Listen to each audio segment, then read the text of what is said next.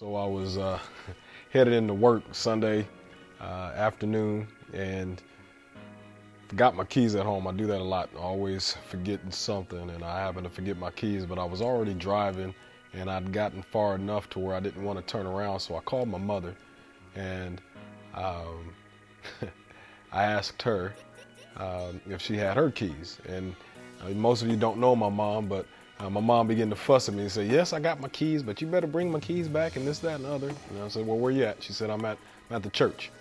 And so, all right, I'll be there in a few minutes. So I traveled to the church, and which was close to my destination that I was headed to. And when I got to the church, many times when I step into this church, my grandfather's church, I get this urge to sit down and sometimes just be in solitude, and then sometimes I just jump on the keys and I'll play. And this particular Sunday, meet my mom, grab the keys, everyone else is leaving the church, and I go into the worship center, the sanctuary, and I sit down at the keyboard and I just begin to sing. Get a phone call from my wife, didn't know why she was calling, but she said, well, we need to go up to hospice.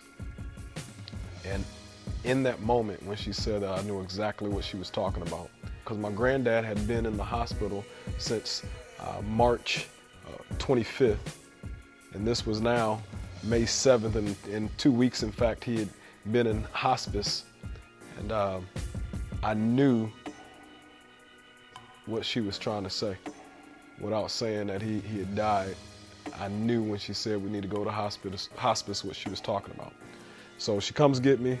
We get up there, and sure enough, Pops is gone. Family's up there. Everyone's, in tears, and that's the moment that, I can't compose myself anymore, and I joined the chorus of cries and embraced my family and my grandmother, and we shortly after that went to my grandmother's house, and we're sitting there, and my grandmother talks about how peacefully he passed away, my granddad.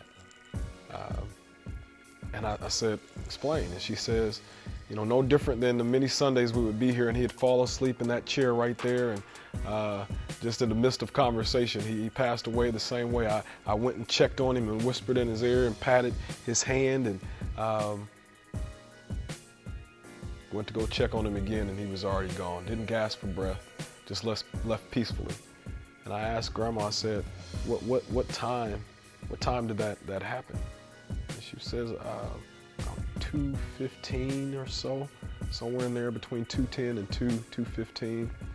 And I just paused for a moment, because I'd been sitting in this church right here since 1:45 on the keyboard, singing God's praises. Didn't know why I was there, but I believe with everything in me that that moment God said, it's time to sing. Many times my granddad had asked me to sing before he would preach, and it was this opportunity that I got to sing as he left from this earth to his place in heaven. And I see it that way, as a joyous opportunity.